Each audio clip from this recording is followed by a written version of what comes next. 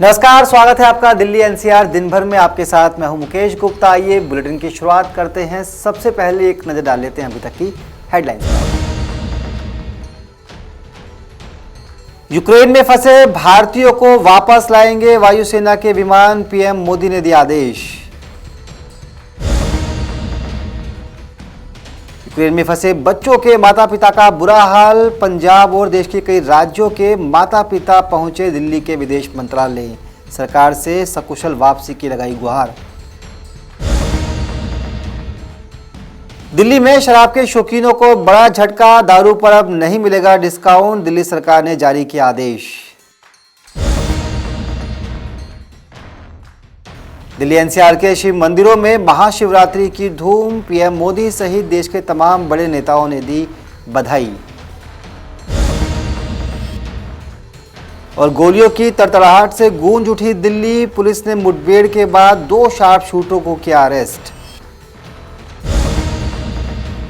अब खबरें विस्तार से।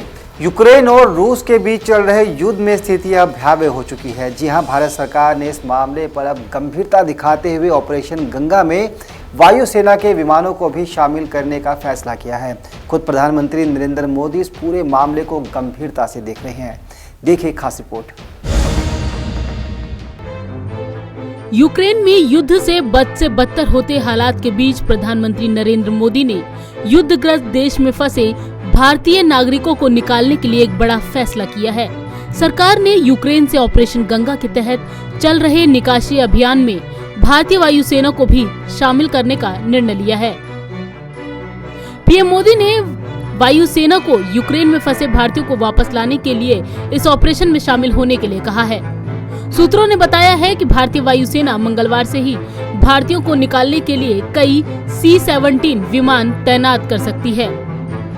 लोगों को निकालने के साथ साथ इंडियन एयरफोर्स के विमान मानवीय सहायता को अधिक कुशलता से देने में भी मदद करेंगे। अब तक केवल प्राइवेट इंडियन कैरियर रोमानिया और हंगरी से भारतीयों की निकासी कर रहे थे, क्योंकि यूक्रेनी हवाई क्षेत्र 24 फरवरी से बंद है। यूक्रेन के हवाई क्षेत्र बंद होने के बाद भारत ने 26 फरवरी को यूक्रेन के पड़ोसी देशों से अपने फंसे हुए लगभग 14,000 नागरिकों को निकालने का यह अभियान शुरू किया था। इस बीच यूक्रेन में फंसे भारतीयों को सख्त एडवाइजरी जारी हुई है। एम्बेसी की ओर से जारी इस एडवाइजरी में कहा गया है कि सभी भारतीय नागरिक और छात्र कीव को आज ही छोड़ दें। कहा गया है कि कीव छोड़ने के लिए जो साधन उनको मिले उसे तुरंत पकड़कर वे वहां से निकल लें। यूक्रेन में मौजूद भारतीय दूतावास की तरफ से ये कहा गया है कि ट्रेन या जो भी यातायात का साधन मिले उसे पकड़कर लोग कीव से आज ही निकल जाएं। वहीं विदेश मंत्रालय ने भी बयान जारी कर साफ किया है कि सभी भारतीय तत्काल प्रभाव से यूक्रेन की राजधानी कीव छोड़ दें। बता दें कि इससे पहले केंद्र सरकार ने यूक्रेन में फंसे छात्रों समेत सभी भारतीयों को देश वापस लाने के लिए 4 केंद्रीय मंत्रियों को युद्धग्रस्त देश के पड़ोसी देशों में भेजने का फैसला किया था। सरकार ने सोमवार को केंद्रीय मंत्री हरदीप सिंह पुरी, ज्योतिरादित्य सिंधिया, सेवानिवृत्त जनरल वीके सिंह और किरण रिजिजू को यूक्रेन के पड़ोसी देशों हंगरी, रोमानिया, मोल्दोवा, पोलैंड और स्लोवाकिया में भेजने का निर्णय लिया था। इस बीच विदेश मंत्रालय ने बताया है कि 15 दिनों में अब तक यूक्रेन से 8,000 भारतीयों की वापसी हो चुकी है। नवोदय टाइम्स के लिए संगीता सिंह की रिपोर्ट, दिल्ली। रूस यूक्रेन युद्ध के बीच कई भारतीय छात्र अभी भी यूक्रेन में फंसे हुए हैं। पंजाब के अलग अलग जिलों में रहने वाले माता पिता अपने बच्चों की सकुशल वापसी के लिए विदेश मंत्रालय पहुंचे और उन्हें सरकार से मदद की गुहार लगाई है। आप देख रहे हैं नवोदय टाइम्स पंजाब केसरी टीवी। रूस और यूक्रेन के बीच जिस तरीके से जंग छिड़ी हुई है, इसके बीच अब भारतीय छात्र जो है वो यूक्रेन के अंदर फंसे हुए हैं, लेकिन भारत में रहने वाले उनके परिवारों को अब चिंता सता रही है। अगर बात करें पंजाब की, तो पंजाब से लोग जो है वो दिल्ली के विदेश मंत्रालय में संपर्क करने की कोशिश कर रहे हैं कि उनके जो वहाँ पर जो बच्चे वहाँ पर फंसे हुए हैं उनको वहाँ से जल्द निकाला जाए, ये मांग लेकर अब ये लोग विदेश मंत्रालय पहुँचे हैं। परिवार है हमारे साथ। कहाँ से आए मैम आप? हम लोग खरड़ से आए हैं। खरड़ से आप लोग आए हैं, आपका कौन है यूक्रेन में? बेटी है मेरी वहाँ पे। बेटी है, कौन वो कौन क्या एमबीबीएस करने गई थी वहाँ पर? MBBS 5th ईयर में है, खार्किव मेडिकल यूनिवर्सिटी में है, खार्किव सिटी में है वो। तो अब किस तरीके के हालात हैं? बेटी से बात हुई होगी आपकी? बात तो हुई है लेकिन अभी तो वो अपना मतलब जैसे फ्रेंड्स हैं इकट्ठे होके एक जगह बैठे हुए हैं, तो मतलब एक के फ्लैट में हैं, जो उनके पास राशन है वो भी लिमिटेड है, वो बना के उसको खा रहे हैं। लेकिन जब सायरन बजता है तो उनको बंकर में बॉम्ब बंकर बने हुए या फिर मेट्रो स्टेशन में जाना पड़ता है, बेसमेंट में जाना पड़ता है। फिर वो मतलब ज़्यादा टाइम तो बंकर में ही हैं। फिर जब उनको थोड़ा भूख लगती है, थोड़ी शांति होती है, लगता है कि अभी नहीं कुछ आवाज़ें नहीं आ रही हैं, फिर वो लोग जो पास में फ्लैट है उसमें जाके थोड़ा कुछ खाते हैं।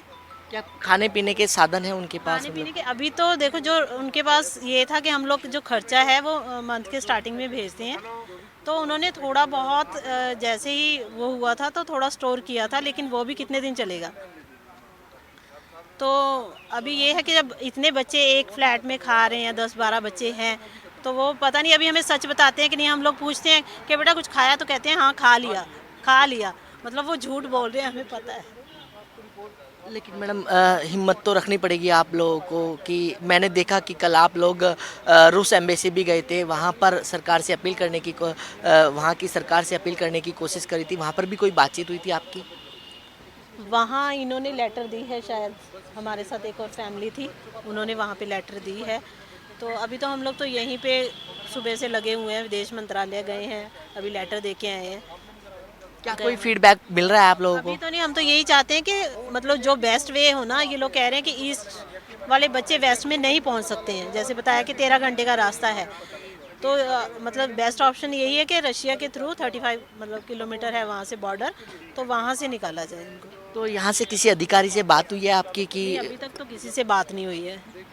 तो बिल्कुल किसी से कोई बातचीत नहीं हुई है, लेकिन परिवार जो है यहाँ पर मौजूद है। आपके वहाँ पर फैमिली से कौन है?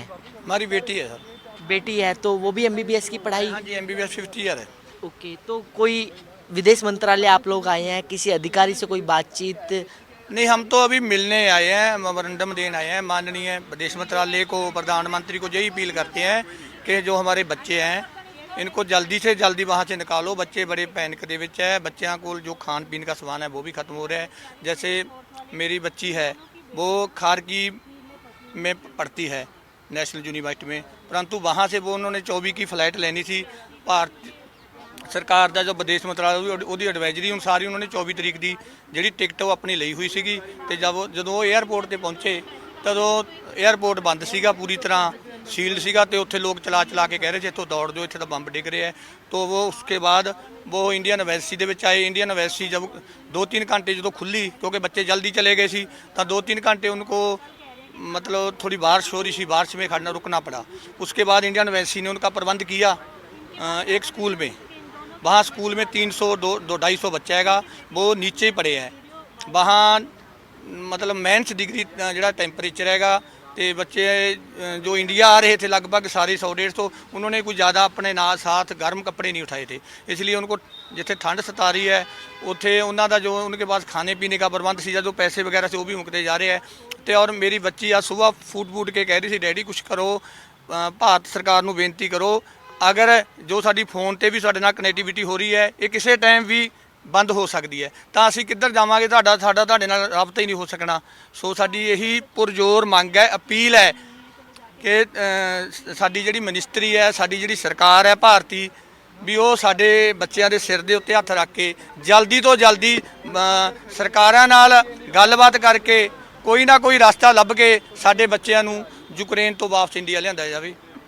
लेकिन सरकार जो है क़यामत लगातार कर रही है वहाँ से बच्चों को निकालने की। क्या लगता है कि जहाँ अभी आपकी बच्ची फंसी हुई है वहाँ से भी सरकार जो है वो रूस सरकार से बात करे या किसी यूक्रेन सरकार से बात करे, बच्चों को निकाला जाए?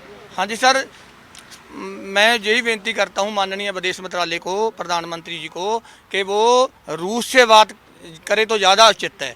क्योंकि जो जहाँ हमारे बच्चे हैं कीव से अगर रोमानिया वाला बॉर्डर जो खुला है उधर आने के लिए घट्टो घट्ट 15 से 20 घंटे 1100 किलोमीटर है, तो उपरों बमबारी हो रही है, तो बच्चे किसी भी कीमत से उत्थों आ नहीं सकते।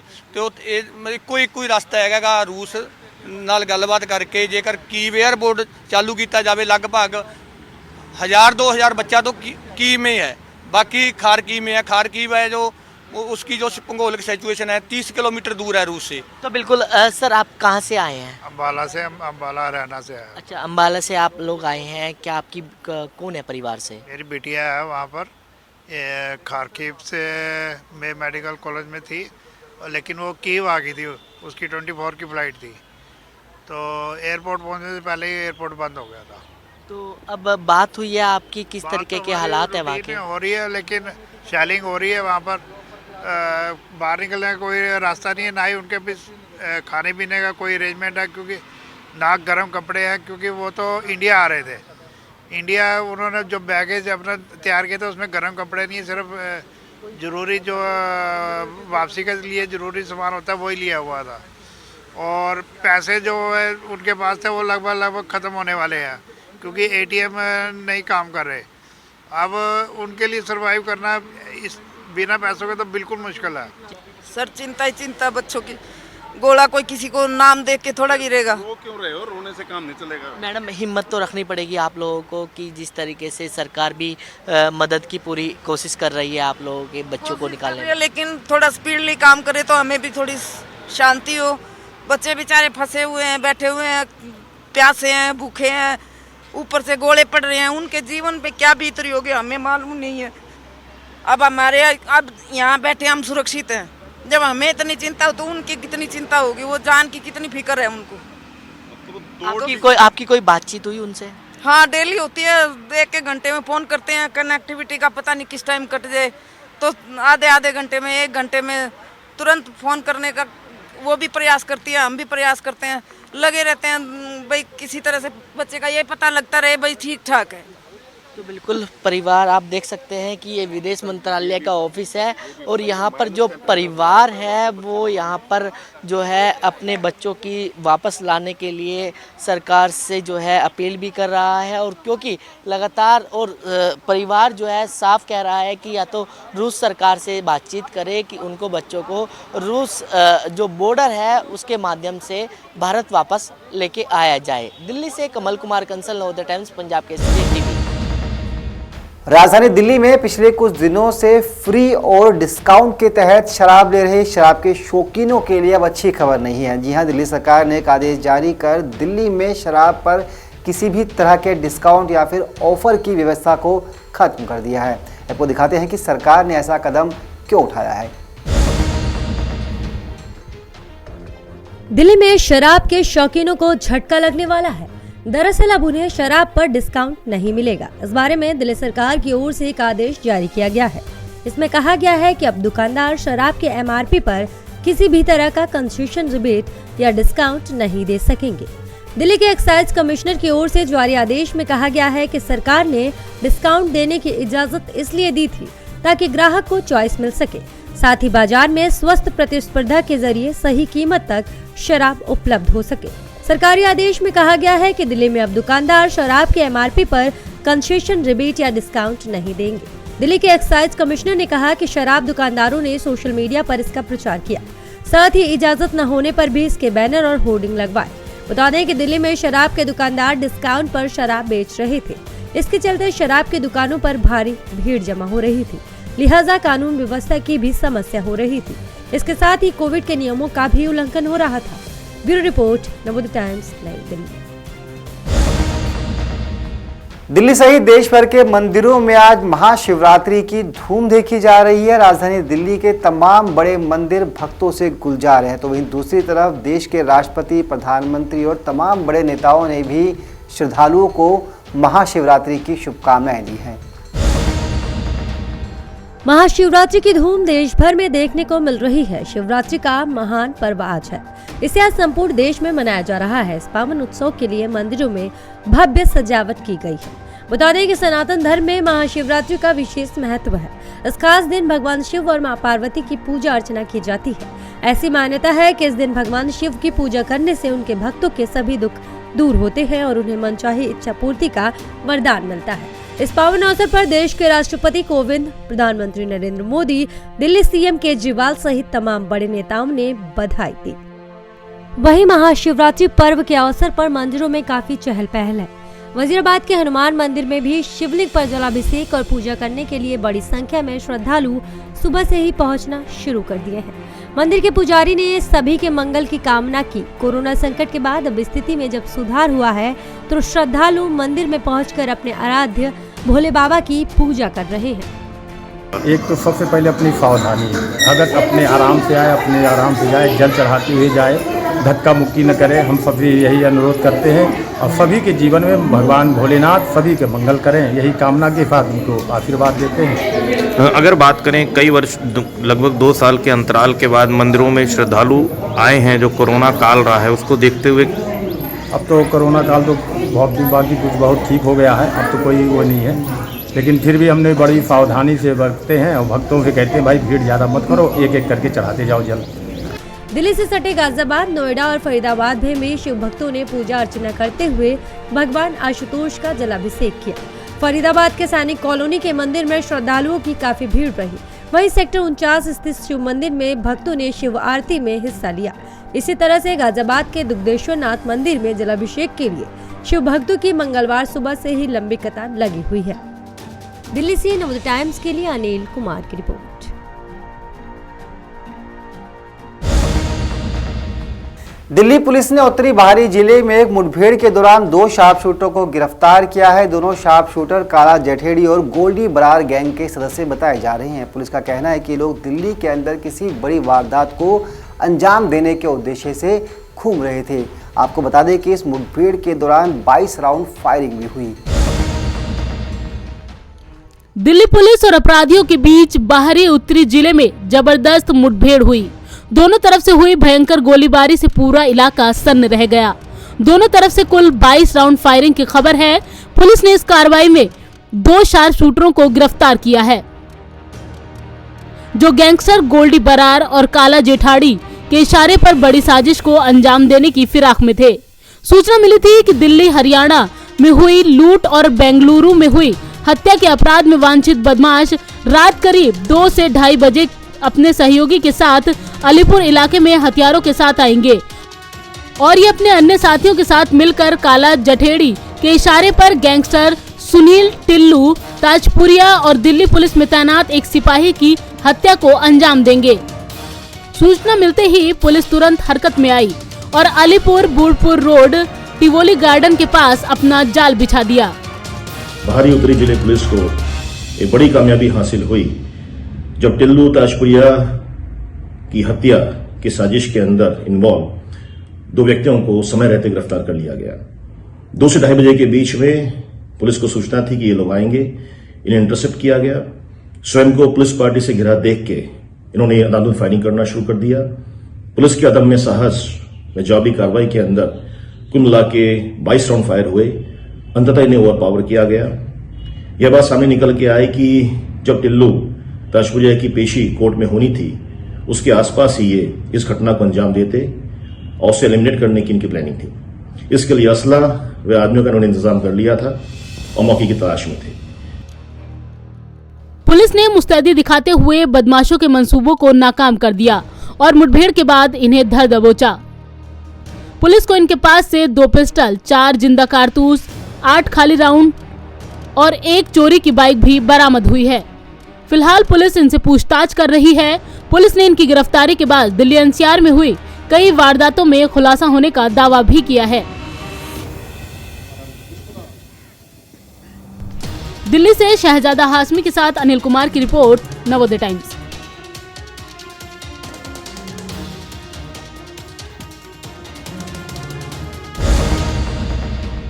तो दिल्ली एनसीआर दिन भर के इस बुलेटिन में फिलहाल के लिए इतना ही। मुझे दीजिए इजाजत। नमस्कार।